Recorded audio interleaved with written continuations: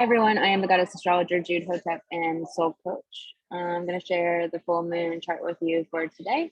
A lot of powerful energies are coming up, a lot of emotions are coming up, a lot can be healed, a lot can be initiated. So I'm going to share my screen with you so that you can see the chart. And so with the full moon, the new moon rather, with the new moon, this is not right. I thought I'd change this to April. All right, there we go. with the new moon here, and it's not right again. Stuff there likes to function sometimes just for no reason.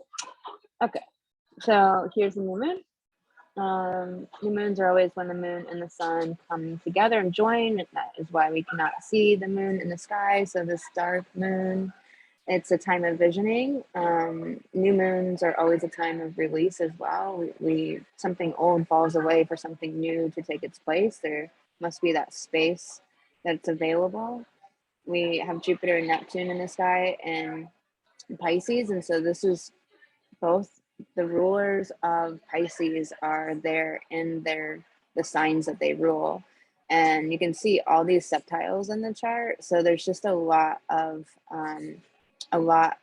divine light flooding into this new moon. It's really powerful, and it is, like Selassie is all of this photonic energy with Jupiter and Neptune at these higher degrees. And Jupiter is our beliefs, so spiritual beliefs. Neptune is, our spiritual story, our soul mission, and all of this Pisces energy. And so we're cutting away from the end of the zodiac, Pisces, and going towards this new moon, this new vision, this new story, Aries, which is implementing this new zodiacal year. It's this new year. It's moving forward, right? So this new moon, right after we went into Aries season, really taking this new zodiacal year forward for us. Eros is here about what we are reaching for always, which is love. Eros in the story was a dude, but it's really love. Cupid is love. So we're always reaching for the higher love, the higher vibration, the higher consciousness, and then Chiron right next to it. It's what do we have to heal to be able to be in that higher place of love and moving forward in that. We have emotions that come up. The moon is emotions. This new moon, it's in this dark place, so it's going into the underworld so that we can heal and bring everything up that needs to be brought up so that we can move into greater and greater love. With the North Node in Taurus, about building and growing, about what we nurture, what we tend to. Taurus is the plants, the garden, so we attend to it. We dust the dirt off of the tops of the plants. We nurture them. We talk to them. We're loving to that space. So, being Aries season, we're now tilling the soil, initiating the garden, and with the North Node here, we're tending to it. All of this South Node in Scorpio, we want to be aware of not psychologizing everything too much, not trying to be concerned too much with other people's motivations. It doesn't matter. What matters is your soul mission, this Taurus North Node building, innovating, building, growing, innovating, building and growing your business, Uranus and Taurus, innovating the way you do things in life, your expectations of what security means, innovating your idea of security. Taurus is our security. And so innovating your idea of what security means. And so often we're protecting ourselves and trying to get more and more secure by all of these behaviors or maladaptations that we do. And little do we know, we're just stuffing it all down into the shadow and making the shadow stronger and bigger. So we really want to face and heal Chiron here in Aries, healing our identity and who we thought we were going to be, the goals that we thought we were going after because of the overculture projections, Hollywood's projections of what you're supposed to look like, how you're supposed to dress, how you're supposed to be. We're taking the monkey suit off. We're taking the monkey suit off of all of our perceptions of how life is, how the world is, of what it means to actually be in your heart, to live your life from soul, that you're not just this body in this mechanical world, that you are soul and you have a body and you came in to with a big mission here. And so with Mars and Aquarius, it's taking action on where your highest frequency is, taking action on your ideas for humanity, for leading humanity through this dark night of the soul. Pluto's in these higher degrees of Capricorn. And so Pluto is destroying all of the structures, all of the powers, all of the ways people think they're in power, and breaking that all down. Everything that doesn't serve us is what's breaking down with Pluto and Capricorn. All the structures that don't serve us, all of the organizations that don't serve us, all of the financial institutions that don't serve us. So Venus and Aquarius, this is this energy of expanding into our mission for humanity, into going forward with new ideas. And this, this Aquarius energy is squaring the nodes. So there's the decisions to take action from your heart, Venus, from what you love, to grow and to let go of what doesn't serve you anymore. Let go of the black and white thinking, let go of the polarization, let go of disconnecting, let go of the emotionality that doesn't have a purpose, the intensity that isn't driven towards divine love, towards simplicity and peace and beauty in this Taurus. This is a really powerful new moon. Definitely a time to do ceremonies. Definitely a time to look up at the stars and to connect with divinity, your divinity, to connect with the spirit in all things. So it's really, really powerful time. I'm going to do some cards and share those with you. I have the Animali cards today. Sometimes when I record, I'm just in public places, so there might be background noise, but whatever. So Crow Spirit came forward. There we go, a little bit brighter. Crow Spirit came forward. It's about magic. All this Pisces energy, the, Neptune and Jupiter is a benefic.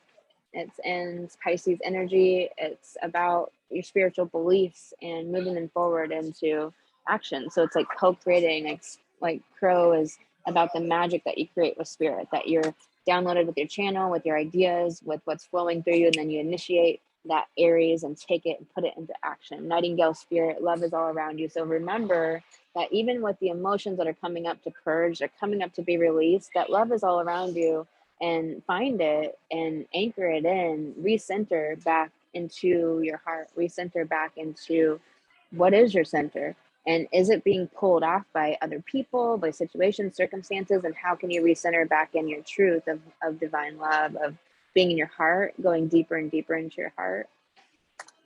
And we have Sandpiper spirit, being playful. Sandpiper is just kind of like scurry, scurry, scurry, scurry, scurry, and they scurry over here and they scurry over there, and like digging, digging, and pecking, and then scurry, scurry, and they make these kind of like cute little like wounded sounds, almost like when they fly off together. And sometimes they'll just follow you and walk with you all the way up the beach, and it's just this really playful, fun energy of being in that heart space. That heart space often feels kind of vulnerable because it is really connected to the inner child and a childlike energy of innocence, of just divine love. That's why Pisces can have so much fear, because Pisces tends not to have enough boundaries and enough discernment and spiritual discernment. And so it's this idea of this playfulness, but still having discernment, still being able to hold your boundaries with other people, and keeping your mission really present and center, and then keeping your own center in divine love. We have Elephant spirit saying to learn from the past. The elephants are this matriarchal means a woman controlling and dominating. So it's matrilineal herd animals. So elephants are matrilineal. They are really in that goddess energy, and they remember. They are the only animals with knees. And they remember very long memories. But it's like, okay, why do we remember all this shit from the past? Can we learn from it? Can we let it keep us in our highest consciousness and keep growing towards love consciousness? 5D is love consciousness. And it's an experience of life. It's a consciousness level. And so we always want to be raising our consciousness. And so the past is there to serve us and what our soul wanted to experience, to learn, so that we can help others with it, with the journey, so that we can do our mission, so that we could bring humility to our ego, so that we can learn how to accept ourselves and love ourselves, to come from that deep place of self-intimacy. There's so many reasons that things went down in our lives the way they did. And when you don't understand, ask for divine support to understand. Ask for it to be recontextualized for you. We have Seahorse Spirit, so it's saying to really allow yourself to respond to what's coming to you. Allow yourself to flow in the water and to let the sacred masculine, as a woman, let the sacred masculine come to you. Let the sacred masculine energy protect and guide. So that ego, you can really put your ego in the sacred masculine place of protecting your heart, your dreams, your mission, what you're meant to do in your day-to-day reality. So you can put it in that space. And it's this Aries energy. Dog spirit, be loyal to what you love. It's really this powerful. Dogs are this happiness. They're so loyal. They're our deep companions, easy companions. They will do anything for us, you know. So I saw people putting their dogs in this crate in the back of their truck, and it's like 90 degrees out, and just, I don't know, sometimes the way people treat animals. I don't really buy artificial fur either, because I saw a documentary once that really showed how it's actually real fur from dogs and cats from China. Wrote like a really big piece of poetry after that and like cried a lot. Like, I don't buy artificial fur, no.